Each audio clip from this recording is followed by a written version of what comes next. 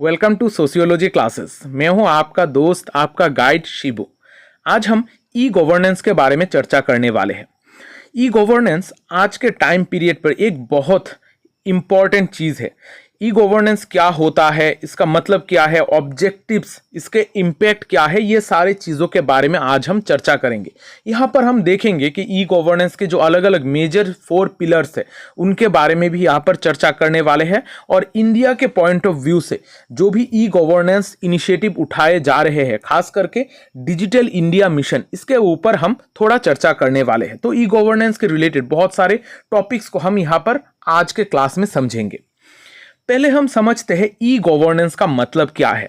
Governance के बारे में आप सभी जानते हो, यानी कि जहां पर गवर्नमेंट के सर्विसेज को लिए जाते हैं, गवर्नमेंट के साथ इंफॉर्मेशन एक्सचेंज किए जाते हैं, उस प्रोसेस को हम कहते हैं गवर्नेंस। यानी कि गवर्नमेंट जिस तरीके से जो भी मीडियम से हमें रूल कर रहा है या फिर हमें सर्विसेज प्रोवाइड कर रहा है, उसको हम गवर्नेंस कहते हैं।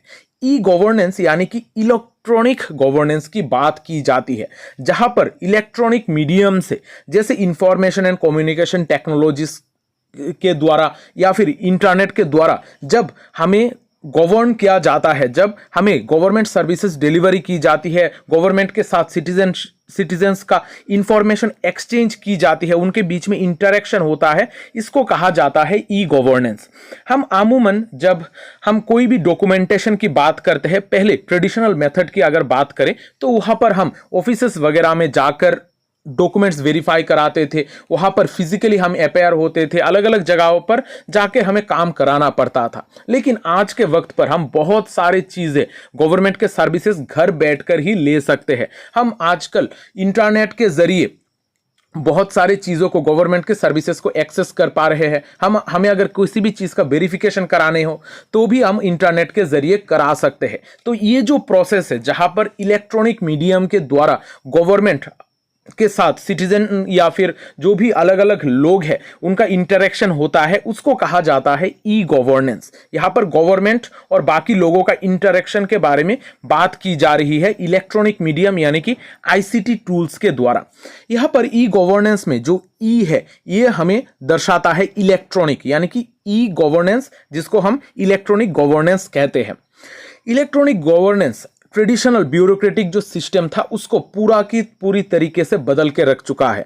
पहले के ज़माने में जहां पर हम लोगों के साथ इतना ज़्यादा डायरेक्टली इंटरेक्ट करना पड़ता था, आज इस डिजिटाइजेशन के ज़माने में हम घर में बैठकर गवर्नमेंट के साथ इंटरेक्ट कर पाते हैं, सर्विसेज हम वहाँ से कलेक्ट कर पाते हैं।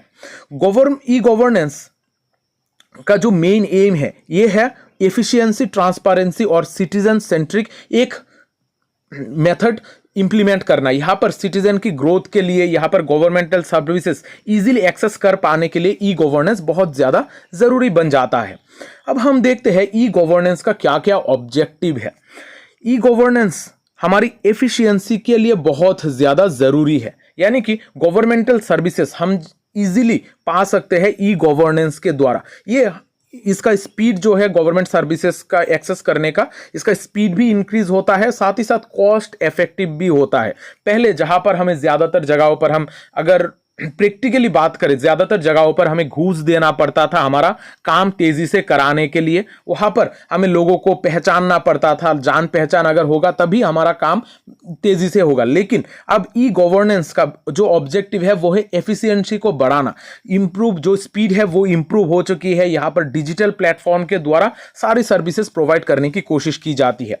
यहाँ पर ट्रांसपेरेंसी को मेंटेन किया जाता है, यानी कि यहाँ पर जो भी सच्चाई से सारी चीज़ों को वेरीफाई किया जा सकता है। यहाँ पर इलेक्ट्रॉनिक मीडिया को यूज़ करके सारी चीज़ों को हम कर सकते हैं। जैसे हम कोई भी डॉक्यूमेंटेशन हो आजकल ऑनलाइन पे ही अप्लाई करते हैं, जो हमारे ट्रांसपेरेंसी को बजाय रखता है।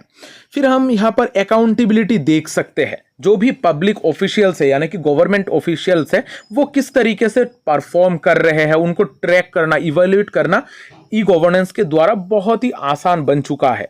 यहाँ पर हम एक्सेसिबिलिटी भी देख सकते हैं, जो भी मार्जिनलाइज्ड ग्रुप है या फिर रिमोट एरियाज में जो भी लोग रह रहे हैं वो भी आज के वक्त पर गवर्नमेंट के सर्विसेज को इजीली घर बैठकर एक्सेस कर पाते हैं। यहाँ पर पार्टिसिपेशन रेट जो है वो बहुत ज़्यादा बढ़ चुका है। यानी कि यहाँ पर जो सिटीजन्स है वो अब गवर्नमेंटल सर्विसेज के साथ इजीली एंगेज हो सकते हैं, डिसीजन मेकिंग प्रोसेस हो या फिर फीडबैक प्रोसेस हो, सारे मैकेनिज्म में यहाँ पर जो लोग हैं, सिटीजन्स है, वो इजीली पार्टिसिपेट कर पा रहे हैं। तो ई गवर्नेंस का बहुत सारे ऑब्जेक्टिव है, इनमें ये जो 5 ऑब्जेक्टिव है ये सबसे इंपॉर्टेंट है। अब बात करते हैं पिलर्स ऑफ ई गवर्नेंस के बारे में। ई गवर्नेंस एक ऐसा सिस्टम है जहां पर हम इंटरनेट यानी कि आईसीटी टूल्स का यूज करके गवर्नमेंटल सर्विसेज को एक्सेस कर पाते हैं, गवर्नमेंट के साथ सिटीजन का इंटरेक्शन हम बेहतर करते हैं। अब इस ई गवर्नेंस का 4 मेजर पिलर्स है, 4 मेजर पिलर्स है जिसके द्वारा हम ई गवर्नेंस को आगे बढ़ा सकते हैं। यहाँ पर ये जो 4 पिलर्स है ये सिंपली हमारे जो डिजिटल गवर्नेंस है इसको और भी बेहतर बनाने की बात करता है, उसका एफिशिएंसी, ट्रांसपेरेंसी को बेहतर बनाने की कोशिश करता है। ये 4 पिलर्स है। गवर्नमेंट टू सिटीजन, G2C, यानी कि गवर्नमेंट टू सिटीजन। यहां पर गवर्नमेंट के साथ जो सिटीजन है उनका इंटरेक्शन की बात की जाती है। यहां पर जैसे हम Aadhaar services, online tax filing, passport, ये सारी चीजें आजकल ऑनलाइन में ही करते हैं। यहां पर गवर्नमेंट के साथ सिटीजन का इंटरेक्शन की बात की जाती है। जो नेक्स्ट पिलर है वो है गवर्नमेंट टू बिजनेस, G2B, यानी कि यहां पर जो भी बिजनेसमैन है, बिजनेसमैन के साथ गवर्नमेंट का इंटरेक्शन के लिए एक अलग प्लेटफॉर्म्स क्रिएट की जाती है, जैसे लाइसेंसिंग, परमिट। इसके अलावा भी और भी बहुत सारी चीजें हैं जो आजकल बिजनेस के रिगार्डिंग गवर्नमेंट के साथ जो इंटरेक्शन है वो इंटरनेट के जरिए ही की जाती है।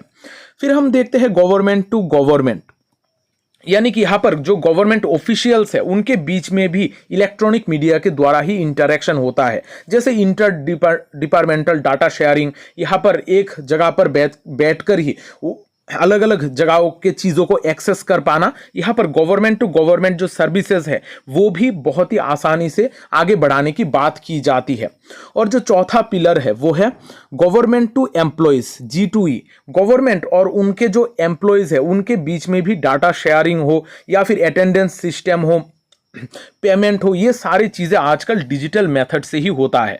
तो ये जो 4 पिलर है ई गवर्नेंस के, ये बहुत इंपॉर्टेंट है और चारों को आपको याद करने होंगे।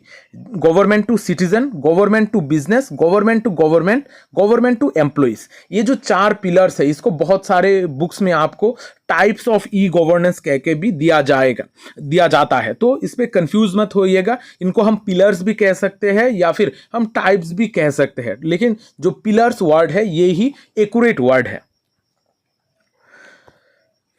अब हम बात करते हैं different connotations of e governance. Connotations यानी कि अलग एक अर्थ या फिर मतलब। ई गवर्नेंस को हम और क्या क्या मतलब से समझ सकते हैं, इसका क्या और मतलब है। इसको हम ई गवर्नेंस को हम ई एडमिनिस्ट्रेशन भी कह सकते हैं। यहाँ पर जो एडमिनिस्ट्रेटिव सिस्टम है, एडमिनिस्ट्रेटिव सिस्टम में हम मैनेजमेंट इंफॉर्मेशन सिस्टम देख सकते हैं, कंप्यूटराइज्ड रिकॉर्ड सिस्टम देख सकते हैं। ये सारे ई एडमिनिस्ट्रेटिव का पार्ट है। ई एडमिनिस्ट्रेशन के द्वारा हमारा ई गवर्नेंस को एनहेंस किया जाता है।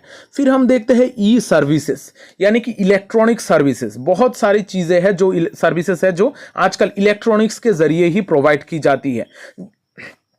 फिर है ई गवर्नेंस, जहां पर डायरेक्टली हम ई गवर्नेंस की बात करते हैं। यहां पर इंफॉर्मेशन टेक्नोलॉजी को यूज करके गवर्नमेंट का जो सर्विसेज है उनको इंप्रूव किया जाता है।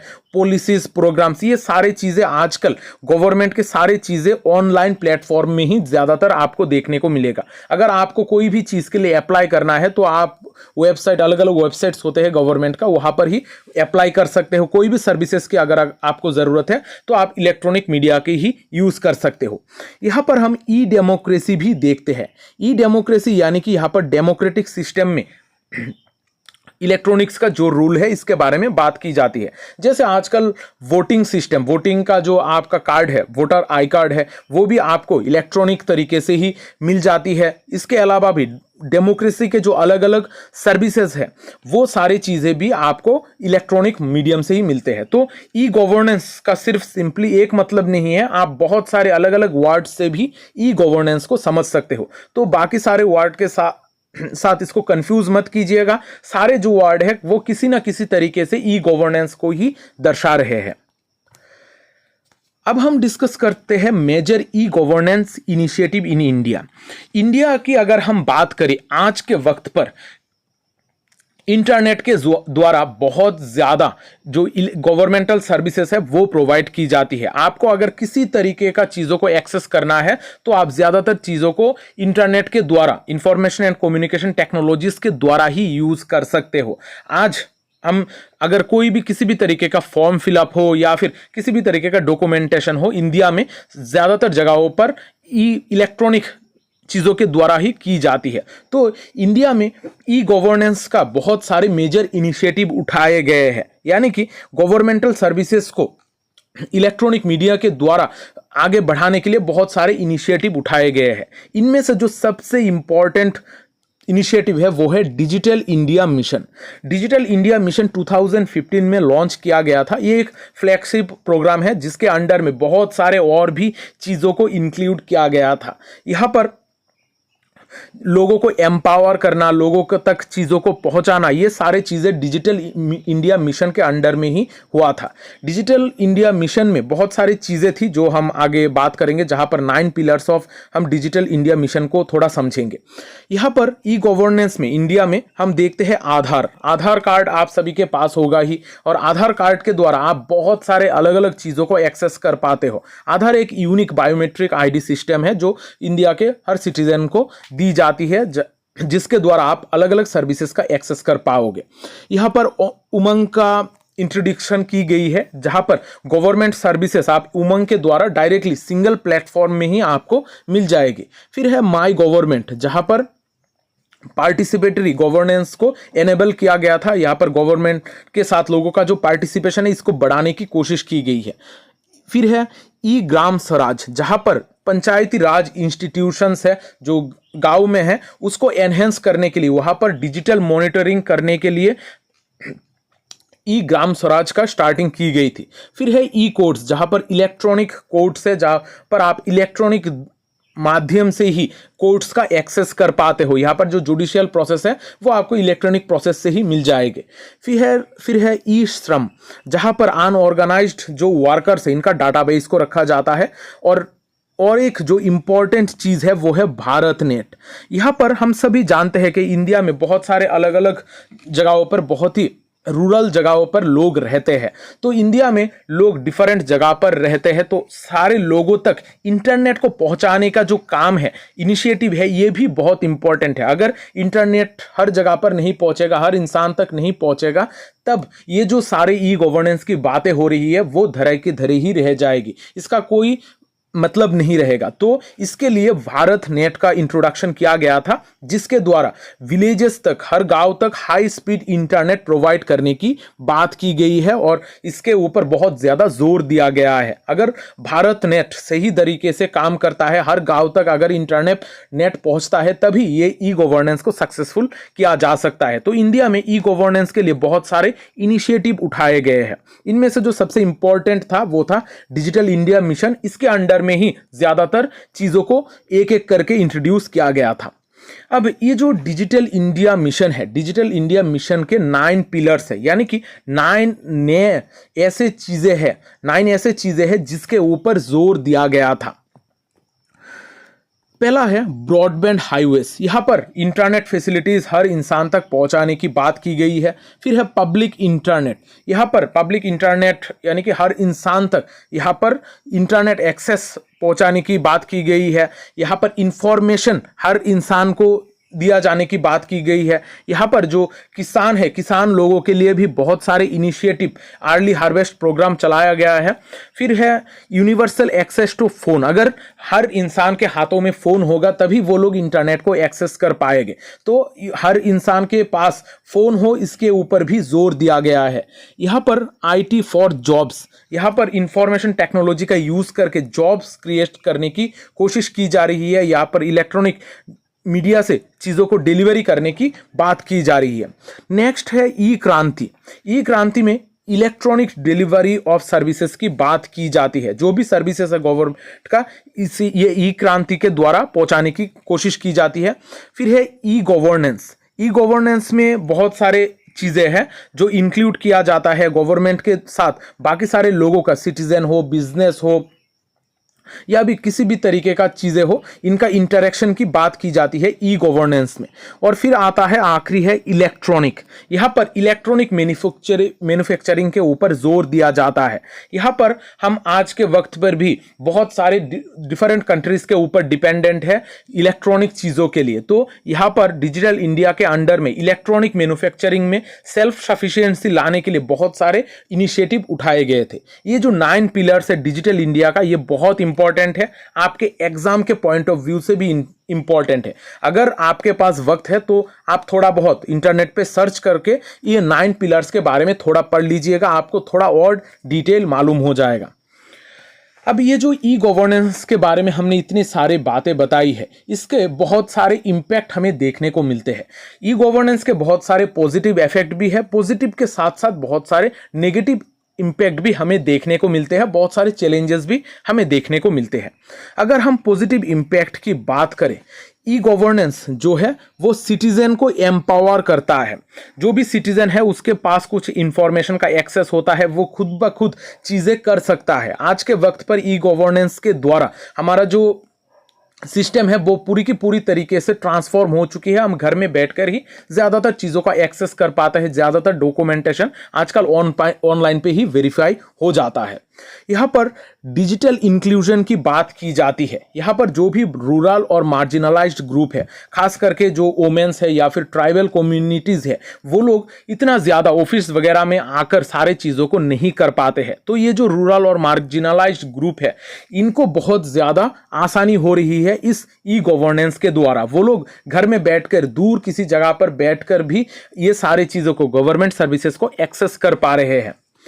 यहाँ पर ई गवर्नेंस में जो पॉजिटिव चीज़ें हैं वो है इम्प्रूव्ड गवर्नेंस। यहाँ पर हम फीडबैक प्रोवाइड कर सकते हैं, मॉनिटर कर सकते हैं कि हमने कब चीज़ों को सबमिट किया है, हमारा डॉक्यूमेंटेशन कब तक हुआ है, हम रियल टाइम डाटा को एक्सेस कर पाते हैं। तो यहाँ पर इम्प्रूव्ड गवर्नेंस हमें देखने को मिलता है। यहाँ पर जो डेमोक्रेसी है, ग्रास रूट लेवल पे जो डेमोक्रेसी है, ये डिसेंट्रलाइज तरीके का कैसे फैल चुका है। यहाँ पर अब किसी एक पर्टिकुलर इंसान या फिर ग्रुप के पास ही सिर्फ पावर नहीं है, हर इंसान के हाथ में इलेक्ट्रॉनिक मीडिया के द्वारा आजकल पावर आ चुका है।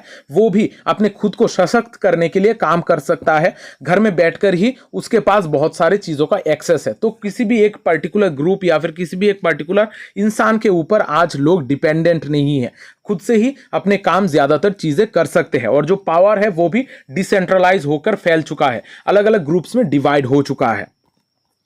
अब यहाँ पर पॉजिटिव चीज़ों के बारे में तो हमने बात कर ली है। पॉजिटिव इम्पैक्ट के साथ साथ बहुत सारे नेगेटिव इम्पैक्ट या फिर बहुत सारे चैलेंजेस भी है ई गवर्नेंस के। इनमें सबसे जो बड़ा जो चैलेंज है वो है डिजिटल डिवाइड। अभी तक भी हर जगह पर, हर गली या फिर हर गांव में हर इंसान के पास डिजिटल एक्सेस नहीं पहुंचा है। बहुत सारे लोग हैं जिनके पास अभी तक मोबाइल फ़ोन नहीं है, बहुत सारे लोग हैं जो इंटरनेट का यूज़ नहीं कर पाते हैं। तो ये जो डिजिटल डिवाइड है, जो जिनके पास इंटरनेट का एक्सेस है, जो यूज़ कर पाते हैं, उनके साथ जिनके पास नहीं है, उनके बीच में जो गैप है वो दिन ब दिन और भी ज़्यादा बढ़ रहा है। और जिनके पास डिजिटल एक्सेस नहीं है वो दिन ब दिन पिछड़ते जा रहे हैं, वो लोग गवर्नमेंटल सर्विसेज को एक्सेस नहीं कर पाते हैं। तो डिजिटल डिवाइड बहुत एक चैलेंजिंग चीज़ है और उसको सॉल्व कर पाना बहुत एक प्रॉब्लमेटिक चीज़ है। नेक्स्ट जो नेगेटिव इम्पैक्ट है वो है टेक्नोलॉजिकल इलिटरेसी। बहुत सारे लोगों के पास मोबाइल है, इंटरनेट है, लेकिन हर इंसान इन चीज़ों को एक्सेस नहीं कर पाता है। हर चीज़, हर लोग, हर इंसान इसके बारे में नहीं जानते हैं, इसको किस तरीके से हम यूज़ करेंगे इसके बारे में पता नहीं है। तो ये जो टेक्नोलॉजिकल इलिटरेसी है, इसके वजह से भी बहुत सारे प्रॉब्लम्स क्रिएट हो रही है। बहुत सारे लोग गवर्नमेंटल सर्विसेज का एक्सेस टेक्नोलॉजिकल इलिटरेसी के वजह से नहीं ले पा रहे हैं। यहाँ पर और एक जो बड़ा प्रॉब्लम है वो साइबर सिक्योरिटी इश्यूज है।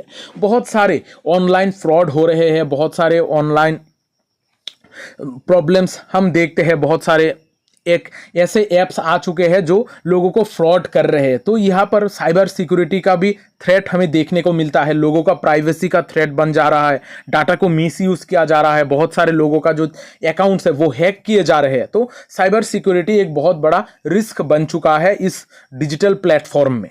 यहाँ पर हम एलिनेशन देख सकते हैं। यहाँ पर जो ब्यूरोक्रेटिक सिस्टम है, अब इतना ज़्यादा ह्यूमन नहीं रहा है। यहाँ पर सारी चीज़ें डिजिटल इंटरेक्शन के द्वारा हो रहा है।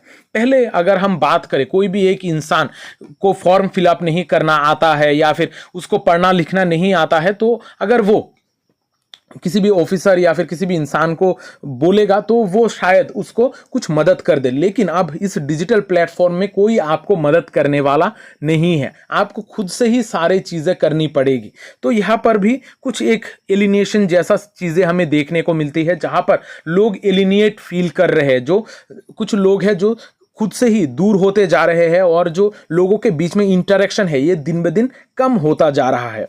यहाँ पर हम देखते हैं ओवर सेंट्रलाइजेशन का प्रॉब्लम। यहाँ पर जो भी लोग डाटा को कंट्रोल कर पा रहे हैं उनके पास ही ज़्यादातर पावर हो रहा है। तो यहाँ पर टेक्नोलॉजी एक पर्टिकुलर ग्रुप के हाथ में सेंट्रलाइज्ड हो रही है। जिनके पास डाटा है, जो डाटा को कंट्रोल कर पा रहे हैं, उनके पास पावर बढ़ता जा रहा है। तो यहाँ पर ओवर सेंट्रलाइजेशन का भी एक प्रॉब्लम हमें देखने को मिलता है। तो ई गवर्नेंस का बहुत सारे पॉजिटिव और नेगेटिव चीज़ें भी हम देखते हैं। आज के क्लास में हमने ई गवर्नेंस के बारे में बहुत सारी चीज़ें पढ़ी है। आशा करता हूँ सारी चीज़ें आपको समझ में आ गई है। अगर आपने अभी तक मेरे चैनल को सब्सक्राइब नहीं किया है तो चैनल को ज़रूर सब्सक्राइब कर लीजिएगा। इस चैनल पे आपको बहुत सारे प्लेलिस्ट है, इन प्लेलिस्ट से आप आसानी से आपके एग्जाम के लिए प्रिपेयर कर सकते हो। तो प्लेलिस्ट को थोड़ा अच्छी तरीके से चेक कीजिएगा, बहुत सारी चीज़ें आपको वहाँ पर मिल जाएगी। आज का ये जो वीडियो है अगर आपको अच्छा लगा है तो इस वीडियो को लाइक और शेयर भी ज़रूर कर देना, क्योंकि शेयरिंग इज़ केयरिंग। मिलते हैं अगली सेशन में, तब तक अच्छे रहिए, स्वस्थ रहिए और लोगों में प्यार बांटते रहिए। जय हिंद।